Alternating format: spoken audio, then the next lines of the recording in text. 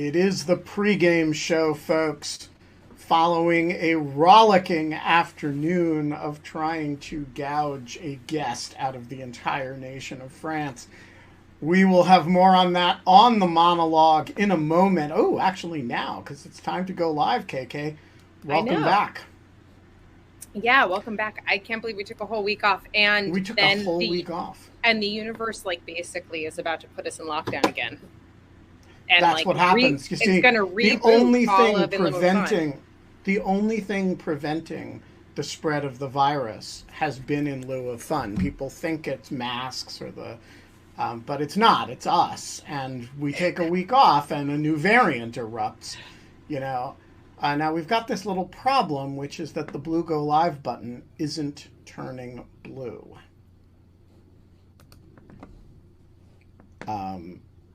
And I'm getting a little bit anxious about it at this point, I got to admit. I'm cool. Oh, I think I know what may be the problem. Let me try that again, because I think I may have fucked up the... Yeah, there it is. I forgot to put the codes in the code place, which is the first time in a year that this has happened. But now maybe the blue go live button will go blue. Come on, guys, you can do it. I know it. I believe in you.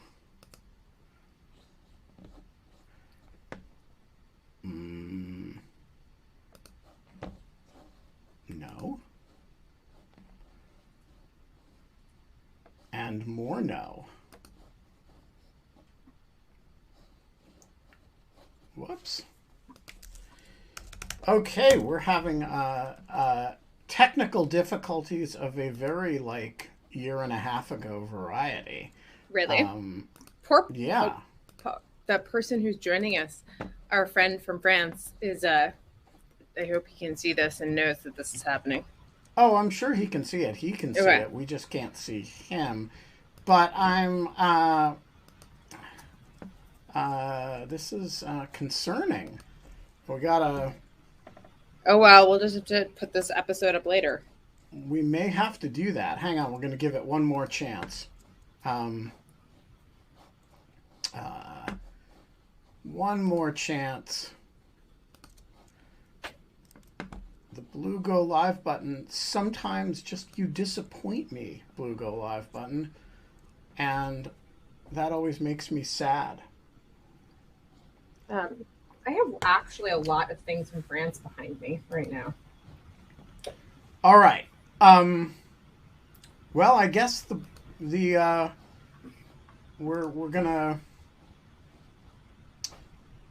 just gonna screw it. Go live. All right. And we're live. It is Monday, November 29th. 2021, 5:03 p.m. And I want to tell you all a story about international diplomacy, shirts, and animals, and national pride, and how the entire nation of France screwed over in lieu of fun today. It all started a few days ago on November 20th when I had a dream. I had a dream, not that you would talk about on the steps of the Lincoln Memorial, but I had a dream that somehow involved the word crocodile dictator. And I woke that morning with no urge to go to the steps of the Lincoln Memorial and declare the contents of my dream, which I actually hadn't even really remembered all that well, except for the words crocodile dictators. But I did tweet that Crocodile Dictator was a good name for a band. And this provoked some discussion, which some of you took part in, about, I believe, that Ducks with Pants was involved in the conversation. And the result of the conversation was that I tweeted that I probably needed a crocodile shirt. And when I tweeted that I needed a crocodile shirt, I admit, not thinking of the people of France. Because I don't actually associate crocodiles with France. They're not native to France. But the French embassy, in the person of Aurélie Bonal, the distinguished deputy ambassador, which is the French, somewhat unusual French term for the what everybody else calls the deputy chief of mission, or DCM, tweeted back at me that if I was going to get a crocodile shirt, it had to be a Lacoste shirt and had to be made in France. And I thought to myself, my first reaction was, wait a minute, what are distinguished members of the diplomatic corps doing involving themselves in animal shirt Twitter? But then I thought to myself, this is game. I mean, this is, you know, the deputy chief of mission in the United States of the country of France, promoting French industry, promoting French products, associating branding with France. And, you know, at a time when French submarine contracts with the Australians are being stolen out from under their noses by us in secret backroom deals with the British, here they are selling shirt by shirt on Twitter, and that is fucking awesome. And so I ordered a Lacoste shirt at Deputy Ambassador Bonal's choice. She suggested the shirt, and I promised that I was going to wear it on in lieu of fun when it came, and god damn it, it was going to be Bastille Day in November on in lieu of fun. And that was last week, and that was the high point of this international incident, when everything was working well, all the countries were playing together nicely. But then, as international negotiations tend to do, it kind of deteriorated, because came around today, and I don't know whether there was like a memo from the Embassy of France to every French person in the world not to go on the show. But the list of French people who are mysteriously not available at 5 o'clock tonight is all of them. We've actually checked with every single citizen of France whether they were available to go on the show, and they all are not. You all helped. You all provided options. I followed up on almost all of those options. And yet, at the end of the day, I even had to make a threat. I threatened that if no French person was available, I was going to drink California wine, eat Vermont cheddar cheese, and bring on Eve Goumont, who was going to speak with her most offensively Quebecois accent and represent the Francophone world. So, nonetheless, nobody materialized. They called our bluff. And so we are not allowed to have fun anymore, and we're also not apparently allowed to have a French person. Oh my God, Ben, I'm really, what was your dream about again? I have no idea. All I knew is that in the middle of the dream... But what were the words? Crocodile dictator. And I am in I thought awe it was an Lacoste alligator. No, look, the Lacoste symbol is a crocodile because Mr. Lacoste, who was a great was eaten French by a tennis crocodile. player, no, his nickname was the crocodile, so that's where the symbol comes from. Oh. And I love it because, you know, it is actually, all jokes aside, it is the most comfortable t-shirt I have ever owned, and I am totally down with the French product thing. So, in lieu of fun, in lieu of an actual French person, we are bringing you an offensively fake French person. And as soon as I can get his camera working... He's coming. It's happening. Offensively fake French person. Why is your camera not turning on? Can you turn on your camera, Mr. Offensively Fake French person?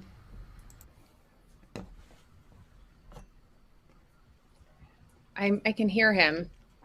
I can hear him too. But he's not showing up for me. Yeah, this is a part of the old. And we are going to bring on. He's gone. We are also going to bring on Eve Goumont to talk about the French national dish and the important food and language matters in France. Can I just for like a moment? Thank you. Oh, Ev. Hey, sorry. Hello.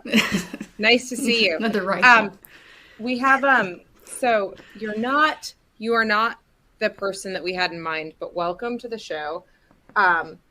I like everything almost on the shelf is like from France. I have which Ed is not. Yeah, wait, no, shh, don't ruin my dream here. Like, she can be French. I heard once somebody in France told me that when they hear Quebecois speaking French, that it sounds like a teddy bear talking in French. that was what I was like, what does it sound like? And they're like, kind of like a teddy bear speaking. Oh, wow. Well, like, it's super kind. It's not normally the way they described it. Like, it's more often like old peasant style. No, that's not teddy bear is the first time I hear that. But yeah, go ahead. Generals! Sacre bleu, I am here! Oh my god. Hello, Paul. How do you still have friends, Ben? Je n'avais pas de friends! Je ne parle pas de français! Comment allez-vous, mes amis? So Paul, come out. How does it feel, Paul, to be the formal representative of the entire nation of France? I feel sorry for France.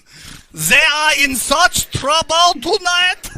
If I am the best that they can do, they are in really deep kimchi, which is Korean.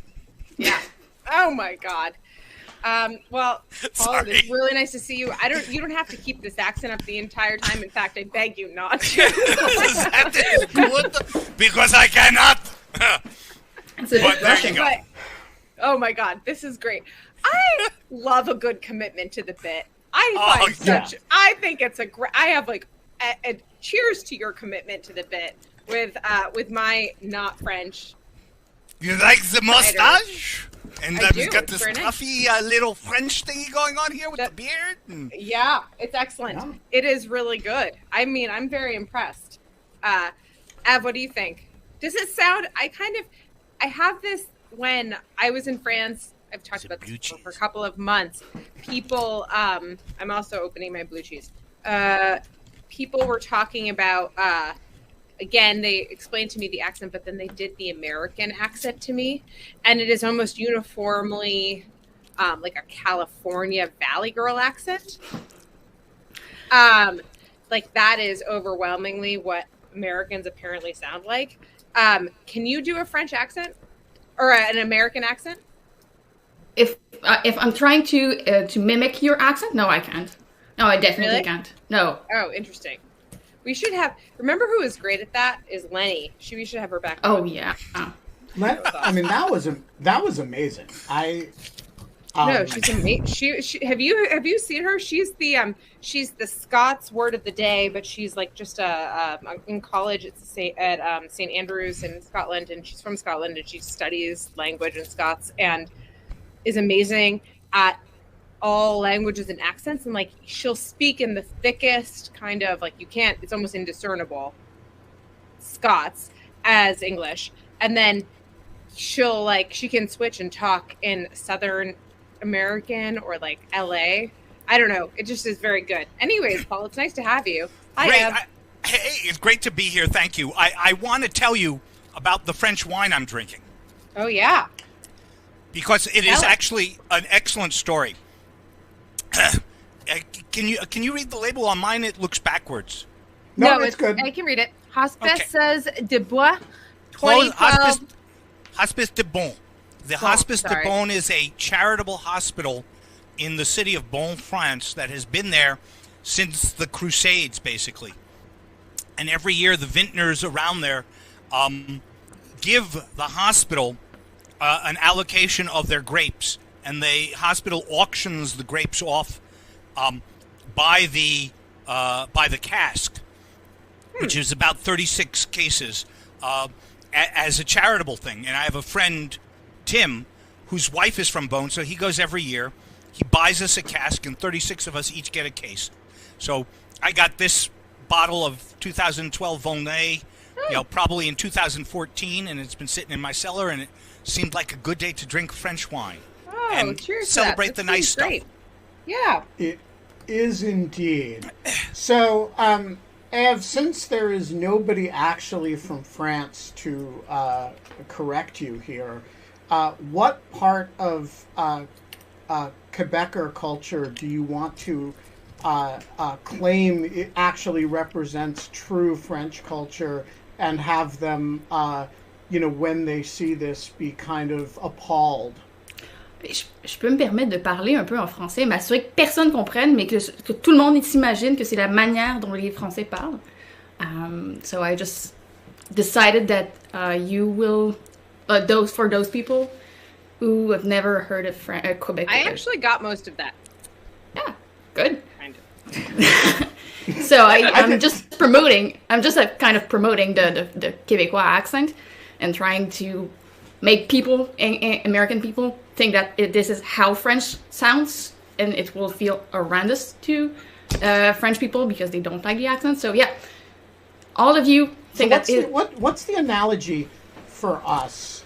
A form of English that just sounds wrong and archaic and bad to us, that is analogous to the way Québécois sounds to Parisians. Well, we were talking earlier about Alain, and I think that it might be something similar. It might be quite similar, the fact that you guys don't seem to understand so well what she's saying, and French people do not seem to understand very well what we are saying, even though it's much more like a thing that they're not doing any effort to understand, more than it's truly difficult. True. But this is true. Like when I go to Martinique, or I go to like Louisiana, or like Creole, like the Haitian French, the Caribbean French, it just has it has a sound that when I was in Martinique, I almost could not discern at all what people were saying to me. Like they had to say it 10 times, and it was kind of almost like the version of French. It was like a flawless, very fast version of French, but how I would speak it if I was pronouncing things as my French teacher told me not to pronounce them 15 times. Yeah. Eve, your French reminded me the most of the French that I hear in New Orleans. Yeah, probably, yeah. I mean, to the extent that I have any good ear at all, which is not, I'm much better at discerning Spanish accents, but to the extent that I hear it at all, it sounded like sort of thing. Yeah, it's kind of similar from people from Louisiana, who are actually Acadians, who came all from the same region, and when the British came out, they just deport them to Louisiana. So the Cajun accent, which is close to Québécois, which is close to all of, it's kind of similar. It's did they just go down the Mississippi? Is that how they basically left? Yeah. Or they were deported? Okay, so that makes sense. Why they ended up all the way at the bottom. But help me out with this. So when you talk to Parisian, sort of high French culture people, yeah, they describe Quebec French as partly as an archaic thing. It's they'll say it's like old French. Yes, it's not true. It's not true. So what do they mean by that, and what is the reality? This idea comes from the fact that they think that the French language has not evolved, and it's the history mingles with all of this story, and it's just pure invention of their mind. The first French people that came here didn't sound like we are sounding now. Our language has evolved. Their language has evolved. And yeah, but they like to think that we just like haven't frozen time. Yeah, that's how the way they like to see it. It's not true. It has been proven many times that it's not true, that our evolution is. And what when people study French in Canadian schools, when Anglo Canadians study French, what French are they studying? It really depends. Depends who the teacher is. There's not so many teachers from Quebec actually going in the rest of Canada to teach French. So but when it's the case, they learn Quebec French. And when it's people from France, well, they learn French. But to be honest, their French's class kind of suck. And they are able to say a few words, but not much more than that. Yeah, all the Anglo-Canadians I know, a huge number of them claim to be bilingual, but don't actually speak French. Whereas all the French Canadians I know speak English. We don't have choice. Like, we have to read in English, we have to do everything in English, as opposed to them where, like, they can perfectly live in only one language. And, like, to be hired by Canadian government, of course you have to be bilingual in theory, but the test is very different.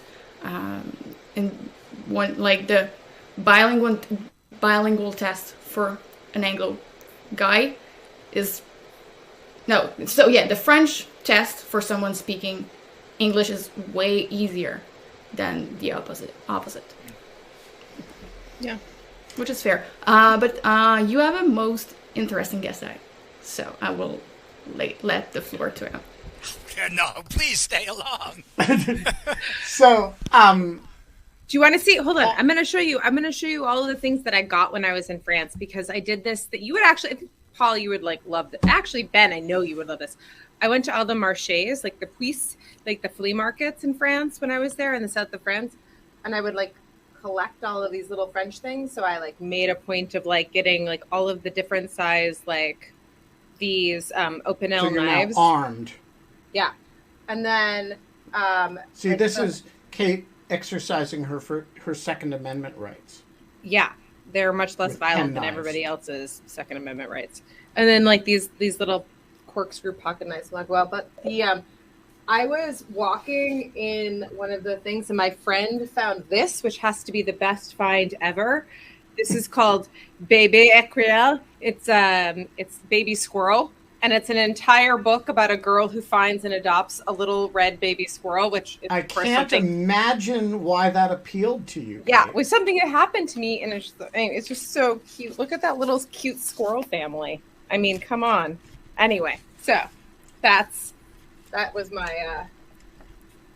I have like tons. I don't know. That is like I would highly recommend that as a way to see a new country. By the way, just going through the children's books. No, I mean that is actually true. But going to the little markets, like I mean, like the really old stuff, it makes you have so much perspective about how, like there's Roman like artifacts in like Parisian like markets. It's crazy. Yeah. So Paul, are you getting a lot of opportunity to practice your French in Costa Rica? Not so much. I speak Spanish actually pretty well at this point. I mean, not like a native, but I can get along. My goal is actually to be able to understand the upcoming Costa Rican presidential election in Spanish. Oh, interesting. Which I really can't.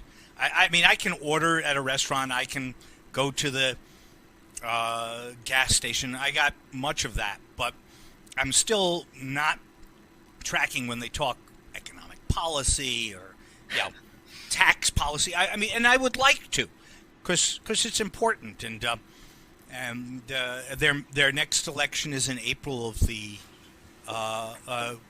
or May of the coming year. So I want to. And so what are the major political divisions in Costa Rica? Well, and I just want to point out to Deputy Ambassador Bonal that this show was really supposed to be about France, but it's going to evolve in a kind of Costa Rican direction because of the embassy, just did not come through on its side of the deal. So, Ambassador Bonal, you blew it. So Costa Rica. Like what are the major political divisions? Well, it's a multi-party parliamentary system with a direct presidential election, which actually, all love to my favorite country, doesn't work that well because the elected president never actually has a working majority in parliament. The major parties in Costa Rica span from what you and I would consider near communist left, ex-communist left, to a center-right-ish, libertarian-ish, pro-businessy kind of party. There's an evangelical Christian party as well that's kind of not on the same spectrum. So we've got a communist party, two really pretty competitive center-left parties. And when you say a communist party, do you mean like an authoritarian Marxist-Leninist party, or do you mean a they've kind left of left that behind. socialist party? Very left, more than socialist, more like government should run the factors of production sort of thing. They are a minor party. The three major parties are two center-left parties and a centrist kind of Christian Democratic Party, which reminds me a lot of the way the Christian Democrats used to be in Europe, where they're not really that left or that right. They're just kind of for good governance. The three major parties have been losing a lot of vote share for the same reason that major parties have been losing vote share in Europe in the last few years. It's really hard to get stuff done. In the last election for president, an evangelical snuck into the runoff, and that was quite interesting. The Costa Rica is a Catholic country, and Catholicism is the official religion of the country, and I'm going to get the name wrong, but the Central American Court of Human Rights issued an opinion just before the election demanding that Costa Rica and other countries in Central America recognize marriage rights for gay and lesbian citizens. And that was quite a sea change, and there was this upswelling of resistance in Costa Rica, mostly traditionally based. I mean, Costa Rica had actually already met the law and was allowing gay marriage, but that drove the evangelical kind of into the runoff. He did not win. The center-left Carlos Alvarado won, and he's been the president for last years. They do not allow re-election, one term only. So it's like Mexico. Yeah, so it'll be an interesting election, and like I said, my real interest is in having enough Spanish to be able to understand what's happening to me, what the tax policy is, whether they're going to change the rules for residents. I like it. I like speaking Spanish. I wish I spoke French well. Sorry, Eve. Sorry, Ambassador Bonal. That's I kind of want to. I was actually wondering, Ben, like, why you decided it was Bastille Day, besides for the fact that it was like the French Independence Day. Like, is that the only French holiday you know? Yeah, I'm not sure I can identify any other holidays associated with French nationalism. But assuming that I was going to wear this shirt, and that we were going to have, a plethora of real French people, not like Paul, I just declared it Bastille Day in November, and sometimes we get a little ahead of ourselves. I think that while we have Paul here, we should get his feedback on what he thinks we should, there's been some news that's happened in the last week that we've been off. Paul, I don't know if you know this, but we took off last week for Thanksgiving, which is, I think, our first week off ever. Wow. Since we've done the show, which is kind of crazy. But now we're back. And in the meantime, one of the reasons, in lieu of fun, was every single day was we were all in lockdown. And so people were very available to just come on and shoot the shit with us and talk about whatever. But now and that was starting to wane. It's getting harder and harder to find guests at the last minute because people have actual lives and plans now. Particularly French guests. And which is weird because France is they're dark they're red really hard to find now on my map. But there's anyways, but I was gonna say that I'm kind of trying to figure out whether or not we should start a season 2 for the Omicron. For the new well, we're already in season 3 on the podcast, so I declared that every 250 episodes it's a new season. That seems right. Wait, really? That's funny. Yeah. Okay. So we're in season 3 after we went to 500. But I'm really curious, what do you are You excited about Omicron? Yeah, right. No, I feel like people started not excited about it, but people started to be. I just don't know anything. I haven't been. I don't know. I'm reading everything I'm reading. I was in New York last weekend. I went up. I went to the Museum of Modern Art. I had dinner out indoors in a restaurant with my nieces, and then we went to hear Joshua Bell play Beethoven's Violin Concerto at the New York Philharmonic. That sounds weird. How was it? He was absurd. I mean, He's it was pretty great. He is. I mean, I'll tell you all about that. But the thing about it that really deals with your direct question, I'm happy to talk about. I'm listening. I just have to go grab something out of the oven. Yeah, is that it was like being normal. They asked everybody for a vaccine card when we came in. People in the theater and in the museum were wearing masks, but obviously not in the restaurant. And I almost overdosed. We were there only 36 hours, and we were doing all this stuff, and it was too much, actually. But and that was before. I mean, Omicron came out on Friday, and we'd already planned this. And so now I'm thinking that this is my first and last gasp of normality. I hope that's not the case. The reality is, I mean, here's the reality. We just don't know. It's too early. I read one report out of Israel today that suggested that Omicron was highly more transmissible, but a lot less virulent, and that would be perfect. But that's actually the natural progression from an evolutionary perspective of viruses, right? Yes. They get the optimal position for a virus is to be incredibly easy to transmit, to last a fair bit of time in a person so that they transmit it a lot, but not to kill the person, because once you kill the person, you're not transmitting anymore. And so viruses do tend to evolve toward lesser lethality and virulence and greater transmissibility, hence the common cold. That would be ideal if it could, but we really just don't have any data. I mean, there are 3 things. It's transmissibility, it's lethality, and it's ability to avoid vaccines and antibodies. I haven't seen anything on that last one. Have you? No, there's a suggestion that the mutations are of the sort that look like what some doctors think would be vaccinable avoidance. There's a suggestion out of Israel that it's not lethal. There's a strong suggestion out of South Africa that it is highly transmissible. That's just, we have, I think it's going to be wait and see. The really good news, or such as it is, as Steve puts it in the chat, the next mutation could be more severe, and then we're transmissible with a bad mutation is even worse.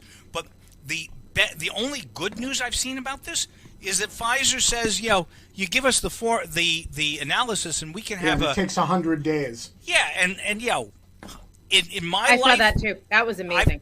I've come to like that. I mean, Mike is right. We don't have enough data to say any of this. We're all speculating. But of course, Mike, we're just not gonna skip speculating because, I don't know about you, but what I'm really worried about is frankly, the breaking of human spirit. There's a lot of politics and silliness in anti-vax mandates and anti-mask mandates, but there's a significant fraction of that is we just can't keep doing this. No matter how much we have to, we just can't keep doing this. And I can't tell you how liberating it was on Saturday to sit in the New York Philharmonic in a completely filled theater with everybody wearing masks, except like Joshua Bell was not. But most of the other musicians were, not all of them, but most of them. But everybody in the room had shown a vaccine card, and I was doing something that I hadn't done in 2 years. My last time I went to the Philharmonic was in November or December 19. I forget, and that's a part of what makes my life special. For others, it's going out to restaurants or whatever. I mean, whatever floats your boat is what floats your boat. But the anomie and isolation of the last 2 years has been very hard. And to have it offered back last weekend, if it gets taken again, I'm going to be really unhappy. I will end, however, with one good note. I want to ask you about the politics of that. Okay, before I do, I want to end with one good note, which is that yesterday, for I believe it is the first day since March of 2020, there were 0 COVID deaths in New York City. And that is likely because they really do enforce the vaccine as a condition of participation. It's not a mandate, but if you want to go into every restaurant I went into, it was like, show me your card. Okay, here's my card. Great, you can come in. And that drives behavior, and 0 deaths that was good. That was really good. You want to ask a political question? Yeah, so I want to ask you a political question about all of this, because it seems to me that, first of all, like, we are near, I don't know how many deaths there are in D.C. now, but we're approaching a prevalence in D.C. where it's just need not be a factor in your day-to-day life. If you're fully vaccinated, you can, you want to take reasonable precautions, but come on. The case prevalence is quite low. On the other hand, if you're in Michigan, particularly in parts of Michigan or Minnesota where there are a large number of unvaccinated people, the virus is ripping through communities in a very, very ugly fashion. So I guess my first question is, in a world in which federal policy can only do so much, and Northern Michigan is going to be Northern Michigan, and the Detroit suburbs are going to be the Detroit suburbs, and Minneapolis is going to be really different from some of the rural communities 30 miles from Minneapolis. How do you think about policy where the aggregate goal has to be minimal death, right? Minimal. And then secondly, I'm just going to pile on a bunch of questions, a couple questions, and then kind of let you vamp on it. In a world in which there's this, as you describe, sort of human morale ups and downs, you go to the Philharmonic one day and then Omicron happens the next day. How do you think about that if you're the Biden administration, right? And you've got to face a midterm in a year, and you've already taken a real hit in popularity because of Delta. Like, what do you do to responsibly govern while also transmitting the idea to people that, hey, there are going to be these ups and downs. And, we're not going to be the people who lie to you that this thing's over before it really is.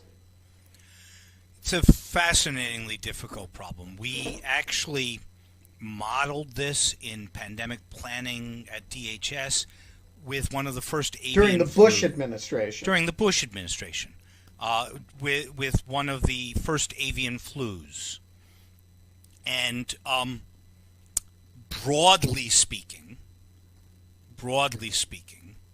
the biggest challenges were in communication, and that was at a time when we could never have imagined that some of the communication would have to counter affirmative disinformation and misinformation, whether from a political party for political reasons or from the Russians or whatever.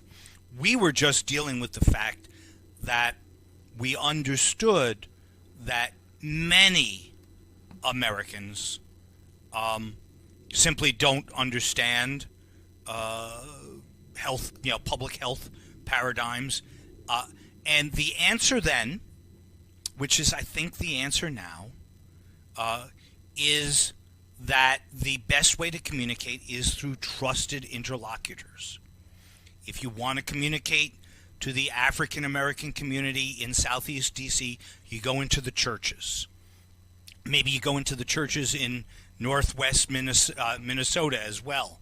I just don't know the cultures very well. If you want to communicate in the inner cities, maybe you talk to the gang leaders. We even had a plan where we were going to give amnesty to gang leaders who helped us get vaccine to people in their community. We talked about stuff like that because it was that important. So from my deeply sad perspective, the real problem of the last 2 years is that some significant percentage of those trusted leaders have chosen, for whatever reason, I'm being descriptive, I'm being judgmental too, but mostly descriptive, have chosen to not be purveyors of truthful information. And there's only two possibilities to fight that I can conceive of. The one is to respond with truthful information and hope that the Brandeisian paradigm that truth wins out is true, remains empirically true. I'm not sure about that, honestly, anymore, but that's it. Or, go semi-authoritarian for a good cause and compel people, punish misinformation, force people with mandates, force people with vaccines. That is, we didn't think that mandates were going to be great even, in the Bush administration, for the same reason that we knew that it's not working now, not with the political overtone, but Americans just don't have a good reaction to being told what to do. That's why we've had tax resistors for 100 years and that sort of thing. So, all of those problems compounded by the foolishness, I will say that, the foolishness of some of our leadership, Republican leadership in particular, in the last year, has just made this impossible to do. I think that is entirely right. I will pull back a little bit and say that what Ben kind of hit on just now, which is the idea that as a policy matter, how do you enforce things when only it is mostly just that you will get very sick and a small percentage will die, and particularly a minority percentage that are the most at risk type of people, like people who are immunocompromised or children who can't get vaccinated yet. And so there's like, I mean, that's like just like such a hard sell. I remember looking very closely through the data a couple of months ago at the rate that the rates of death or like kind of any type of long-term harm, as far as we could tell, in children. And no one, let me tell you how fast you can isolate your friends if you even like mention that there's like that maybe like kids are better than most at like kind of getting through the current. And I'm not saying that this was like, I'm not like saying I even believe that, but I'm just like, even to have the conversation around it.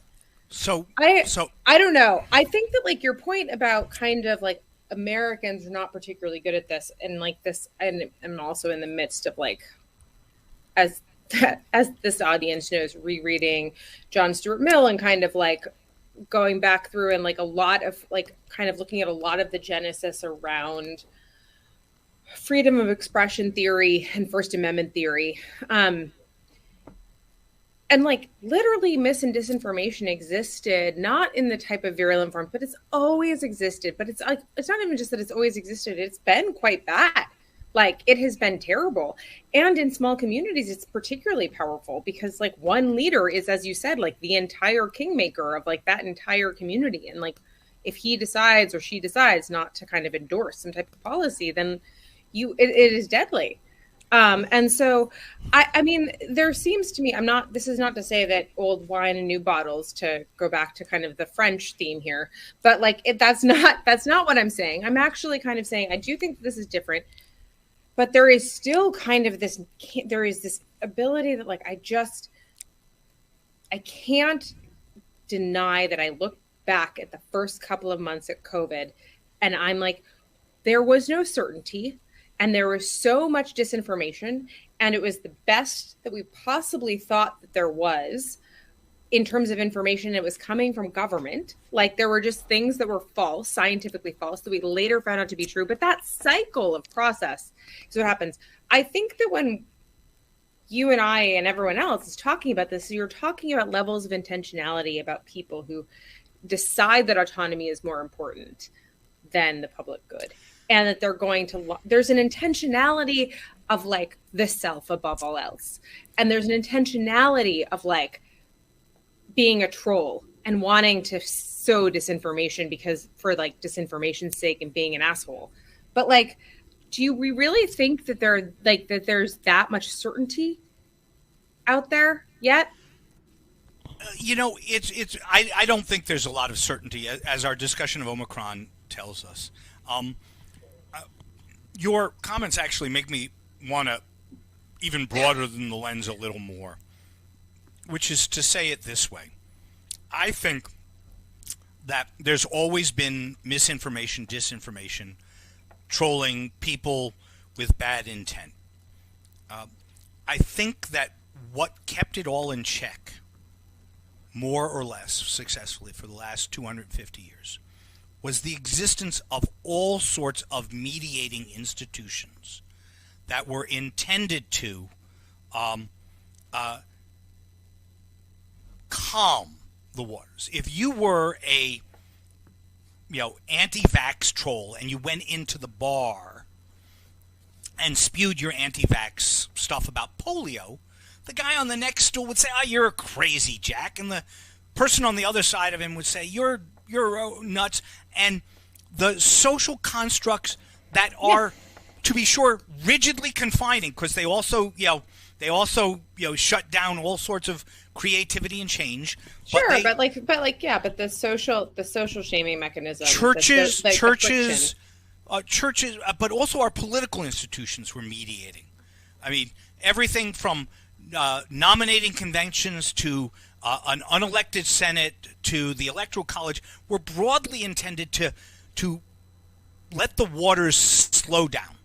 Where we are right now is that between the combination of social media, 24-hour news cycle, gerrymandering, and direct and things like direct elections, we no longer have filters. We now have senators like Ted Cruz who basically act like congressmen like Marjorie Taylor Greene.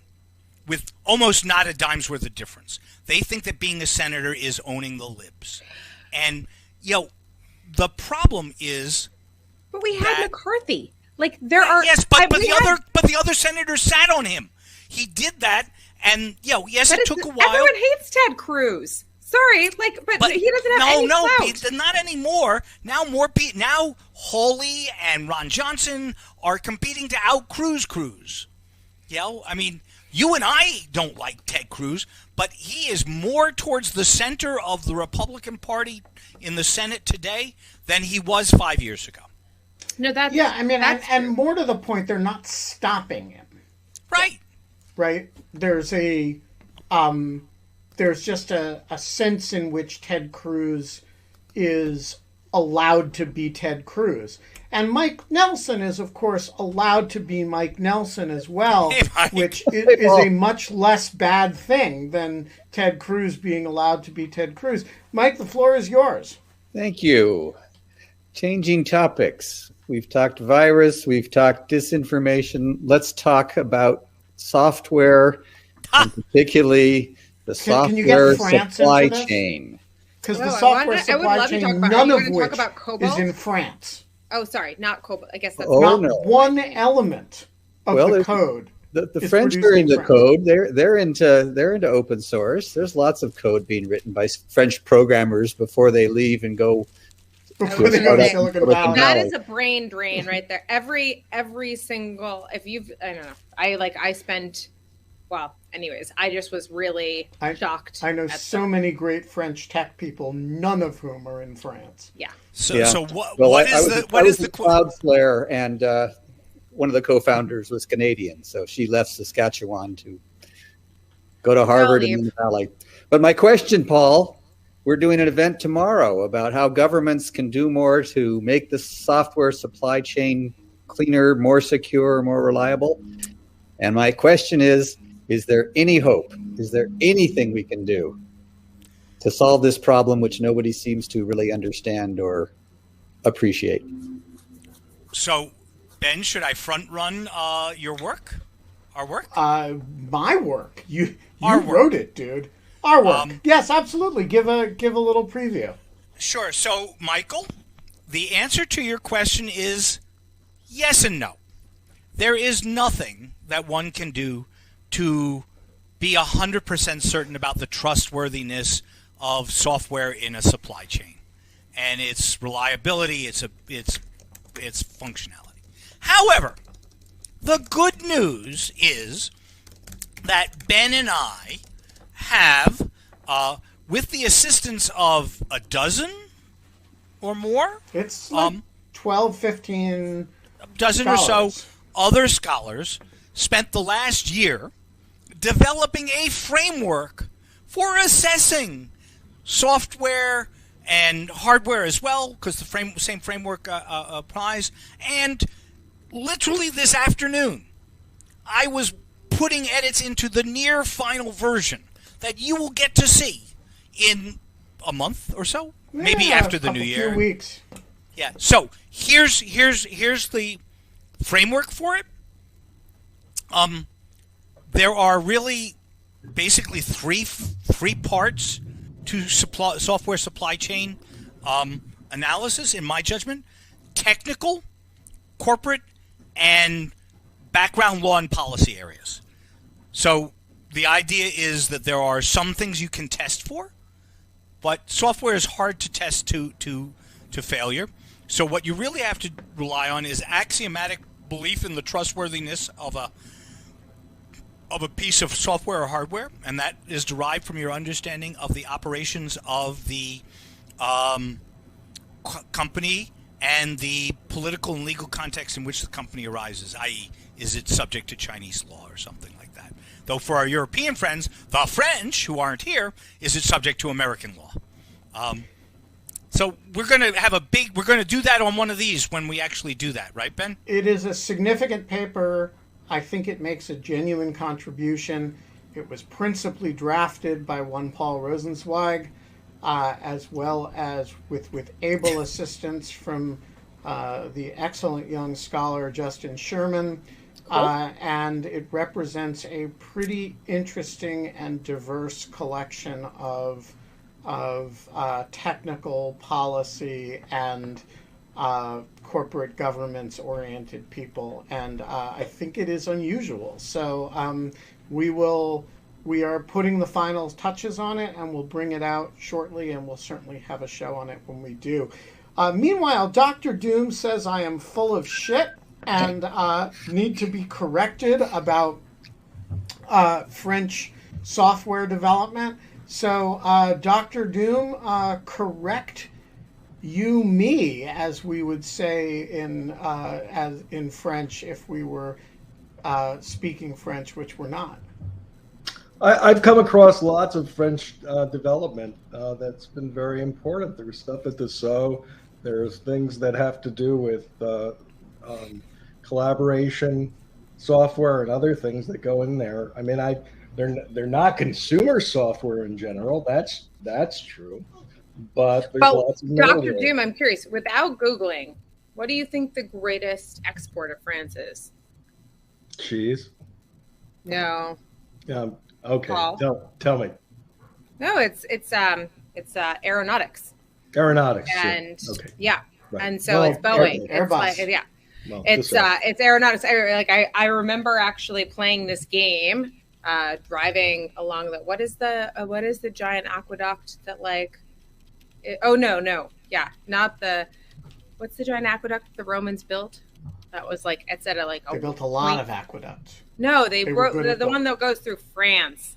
I didn't mean Boeing. I meant Airbus. Yeah. Anyways, it's just to Dr. Doom's point. It's actually there is a lot of I would say deep back end, not front end, deep cloud, deep infrastructure kind of software. Yeah, it's like Dassault. I mean, that would be part of the avionics. Could I make a comment about the? But explain something to me, Dr. Doom. But wait, explain something to me. Every country has a certain amount of development. There are areas, industrial, heavy machinery is one of them, where the French more than pull their weight. I don't think of software and high tech as an area that, frankly, either the French or the Germans pull their weight. Not because they don't produce the people, but because we poach the people and they come here. And my question is, when you think about a rough sense of the sort of powerhouses in the tech world, where is France in that? It's not. It's true. I mean, a lot of the stuff is sort of firmware and machine code for devices and things like that. And it's true. You don't have platforms. I guess I would agree with that. That if you're thinking about extensible platforms that are basically adopted by developers around the world, you can make the argument that that's not a big source of it. But as software is embedded in everything, I mean, literally embedded in everything, there are very, very significant development communities virtually anywhere that stuff is being made. Could I make a comment about the problem of security in open source, and the fact that a testing matrix is so just impossible given all of the stuff that's there. So anonymity in certain political contexts, I think you can make an argument for, and that there's value to it. But in the development of software, particularly ones that a lot of other people are going to have to depend on, and the potential injection of stuff that can have very subtle effects and can be very intentionally less than benign, I would argue that one of the things that should happen is that verified identification of anybody who's making a submission to these important code bases in such a way that there is a very, very strong ability to identify the developers who submit. So if in fact anything happens that some error, which is determined to be intentional, flows into these large open source things, you can say this person did it. This country did it. MF, I'm with MF in the comments. Like, I think that that's like a great idea, but like, this is a classic trade-off between like the benefits of anonymity and innovation, and with against security and and responsibility. And like, frankly, like, you're gonna always have to do a little bit of yak shaving every time you get to some type of like really hard software problem that, like, I don't know. I think even within companies, there isn't a lack. There is a huge, even within companies and within industry, I am constantly shocked at how much wheels are reinvented in software and firmware industries, because there's no institutional history, and and people leave the company and they don't write up an exit strategy saying why they changed the code and what their reason was or what they were thinking. But I gotta say, you know, as somebody who currently has on my plate a major development project, and I have to decide whether to use an open source platform or a closed source platform to do it, the inability to do exactly what Dr. Doom says, which is to isolate who's making the contributions that produce security issues in the open source platform, is actually a factor that you think about. And it goes to exactly the issue that Paul and I are talking about, which is the trustworthiness of the system, because although it is open source, which is ostensibly a real security good, it's actually totally unaccountable because you can't figure out where errors are coming from.